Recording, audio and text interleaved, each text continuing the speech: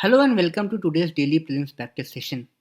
Today, we will be taking certain important topics in forms of MCQs from The Hindu Daily Edition as well as Indian Express newspaper dated 26th March 2023.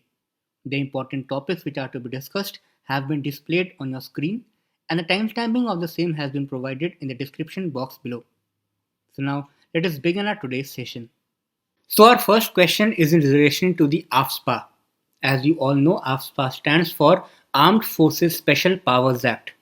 The immediate context of this news article is that recently Ministry of Home Affairs has removed this particular act from the jurisdiction of 3 police stations in Nagaland. This context is obviously not very important because it is of very localized nature, but this particular act is very important. And if you go by the previous year question paper analysis, you will witness that certain acts which are related to the governance of this country are very important. For example, in 2013, the question was asked in relation to the PISA Act. PISA is for Panchayat Extension to Scheduled Areas. So try to attempt this question on your own. This is a very easy question. We will discuss today's DPP question number 1. There are 2 statements given and you have to find the correct statement out of these 2 statements. The statements are in the context of AFSPA. 1 says, it gives the power to the armed forces officers to use force, including open fire, even to the point of causing death. Statement 2 says, it makes the previous sanction of the central government mandatory for prosecution against any person in respect of anything done in exercise of this particular act. Now both the statements are correct as far as this particular act is concerned. The reason is that this particular act is invoked in certain areas where there are huge threats related to the security. So therefore, in order to ensure peaceful law and order situation in that particular region, this special act is enforced. And that is why any commissioned officer, warrant officer or non-commissioned officer or any other person of equivalent rank in the armed forces are given certain special powers. For example, they can prohibit the assembly of 5 or more people carrying weapons. They can destroy any arms dump, prepared or fortified position or shelter. They can enter and search any premises without warrant and make any arrest. And to ensure their proper protection, no prosecution or the legal proceedings can be instituted against them without the central government's permission. So that is why option C is correct. As far as the answer to this particular question is concerned, here also option C is the correct answer. Now let us move towards DPP question number 2, which is in the context of recently awarded ABEL prize. Now if you analyze previous year questions, you will see that generally the questions are not asked in the UPSC Prelims relation to certain important awards or rewards. But lately this trend has been changed.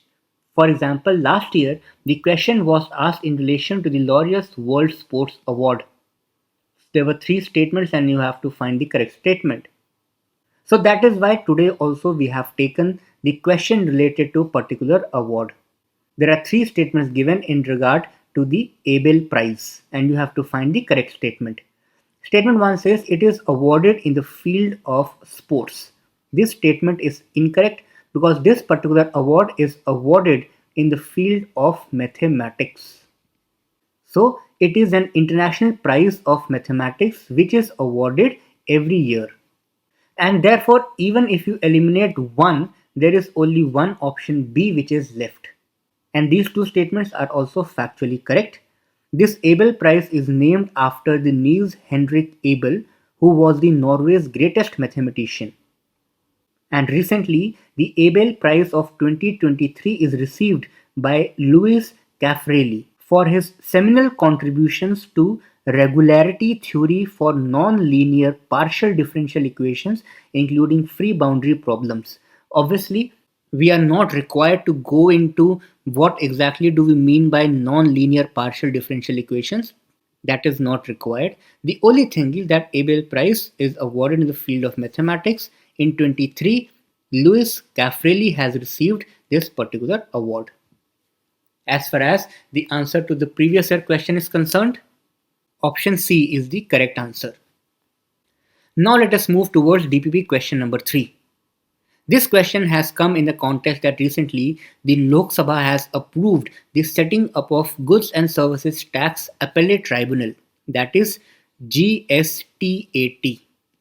So this particular topic, that is GST, is very important in prelims as well as mains. For example, in 2017 the question has already been asked in relation to the goods and services tax. So read this question carefully and try to attempt it on your own. We will see today's question. What are the salient features of Goods and Services Tax Appellate Tribunal? There are 3 statements given. 1. GST Appellate Tribunal is the forum of first appeal in the GST laws. This is incorrect because this is the forum of second appeal. And also along with the forum of second appeal, it is the first common forum of dispute resolutions between center and states. So first is incorrect. Second statement is it will ensure that there is uniformity in the redressal of disputes arising under the GST. This statement is correct. Statement 3 says the decision of the number of state level benches of the tribunal will be left to the center. Again, this is incorrect. GST respects the feeling of federalism, and that is why it cannot be left only on the whims and fancies of the center. The GST tribunal will have one principal bench in New Delhi and as many benches or boards in states as decided by each state subject to the approval of the council. Hence, option B is the correct answer. As far as the answer to the previous year question is concerned, option A is the correct answer. Now let us move towards DPP question number 4 in relation to the Tipu Sultan. This particular topic has appeared at one of the lead articles in today's newspaper. And if you go by the previous year questions, in 2022 the questions were asked from the modern history. Now modern history is one of the most important areas when it comes to the prelims examination. Particularly the period when India was getting colonized, that is pre-Gandhian period. So normally we tend to ignore this phase, but however, in recent years, UPSC is asking questions from pre-Gandhian phase modern history period. For example, this is the question. Read this question carefully and try to attempt it. Let us look at this question. Question says, with reference to Tipu Sultan, 18th century ruler of Mysore, consider the following statements. There are 4 statements given. You have to find the correct ones. Statement 1 says that he commissioned the military manual Fathul Mujahideen. Statement 2 says Hukmnama for a strong naval force was issued by Tipu Sultan. Statement 3 says a weapons factory with the help of French was established in Dindigul during this region. Now this is incorrect because this happened during Hyder Ali and not Tipu Sultan. The Treaty of Madras to end the Second Anglo-Mysore War was signed during the reign of Tipu Sultan. This is also incorrect because it was Treaty of Srirangpatnam which was concluded during his reign, that too to end the Third Anglo-Mysore War. So that is why 1 and 2 are only the correct, and hence option C is the correct answer. Now such type of factual questions do occur in prelims examination. For example, if you read this question, see the statements given. The Dutch established the factories or warehouses on the east coast on lands granted to them by Gajapati rulers. Then the second statement is regarding Alfonso de Albuquerque. So in history, the factual statements are also asked. However, as far as the answer to this question is concerned, it is option B, 2 and 3 only. Now our last question is in relation to the Project Tiger as well as India's consideration towards translocating few big cats to Cambodia. Now as you know that recently India imported certain cheetahs also.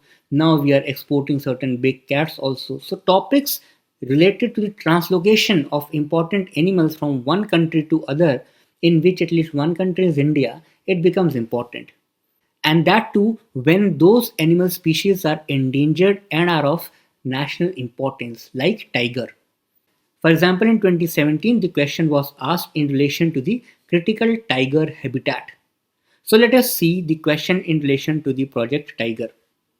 With respect to Project Tiger, you have to consider the following statements and identify the correct ones.